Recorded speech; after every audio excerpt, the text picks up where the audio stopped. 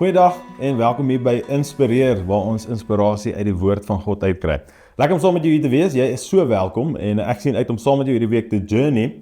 Raak in die tema Pinkster en ons beweeg nader aan Pinkster, Sondag die 19de is dit offisieel Pinkster Sondag, waar die Heilige Gees natuurlik aanvanklik uitgestort is daar in Handelinge 2 en ons sien uit om saam met jou hierdie week te reis op pad soontoe. So ons gaan 'n bietjie kyk na Pinkster.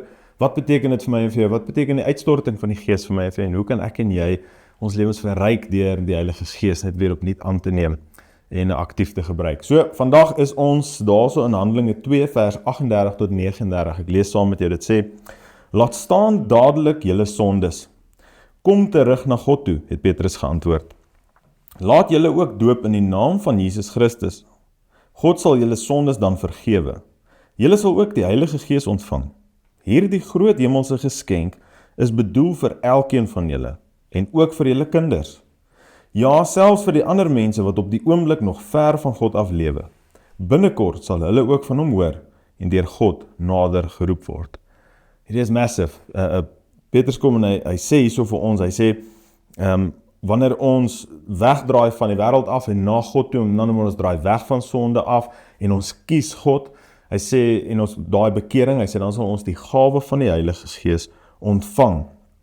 Hy nooi ons ook uit om ons te laat doop, en ons sal nog verder die week, sal ons daaroor lees, maar dit is net hierdie amazing geskenk. Hy sê, die Here gee vir ons die Heilige Gees as geskenk, en ek weet nie van jou nie, maar as 'n mens 'n geskenk kry, wat dit ook al mag wees, ons sal altyd sê, dis die idee wat tel, maar daar is geen groter geskenk, behalwe Christus, wat vir my en vir jou gesterf het, en uit die dood uit opgestaan het, God wat sy seun vir ons gegee het, Johannes 3:16, sodat elkeen wat in hom glo, nie verlore mag gaan nie, maar die ewige lewe kan hê. Naas dit is die grootste geskenk wat ek en jy ooit kan ontvang, die Heilige Gees. Christus beloof die disippels, en ons gaan naby kom hierdie week, Christus beloof die disippels, hy sê, dit wat ek vir julle agterlaat is beter as ek, en daar is hierdie belofte van die geskenk van die Heilige Gees. En ek wil vandag vir julle sê, God gee vir ons, vir my en vir jou, die Heilige Gees as geskenk. My vraag aan jou vandag is, wat doen ek en jy met daai geskenk? En die hartseer gedeelte is, in so baie gelowiges mense se huise, dink ek, is daai geskenk is daai juicer wat jy gekry het toe jy getrou het, amper. En hy bly in die boks en jy trek hom net elke keer saam. En dan gaan hy saam na die volgende plek toe en dan hy is maar altyd daar, hy vee maar die stof af en dan gaan jy aan. En dit is vir my hartseer. En soveel meer as 'n juicer is die Heilige Gees vir my. Die Heilige Gees sal ons lewe radikaal transformeer. Die Heilige Gees verander ons, hy versterk ons. Die Heilige Gees lei ons. En die Heilige Gees stel my en jou in staat om wondere te verrig in die naam van Christus. So dit is soveel meer as net 'n ou geskenkie. Dit is die geskenk van Christus, dieselfde Gees wat in hom is, wat in my en jou kom woon. So my vraag aan jou vandag is, wat doen ek met daardie geskenk? Het ek daai geskenk van die Heilige Gees aangeneem? Het ek gesê, Here, ek aanvaar en ek soek met alles in my hierdie geskenk? Die disippels het hulle self aanvanklik gaan afsonder in die bovertrek en gesê, ons wil hierso wag, ons het 'n begeerte, ons het 'n behoefte vir u Gees. En mag dit my en jou begeerte wees en ons behoefte wees dat ons sy Gees sal beleef. Nie net nou nie net hierdie week nie, maar mag jy vandag bewus word. Dalk is jy nie, dalk het jy gewonder, dalk het jy vra, dalk voel jy is nie waar jy moet wees nie.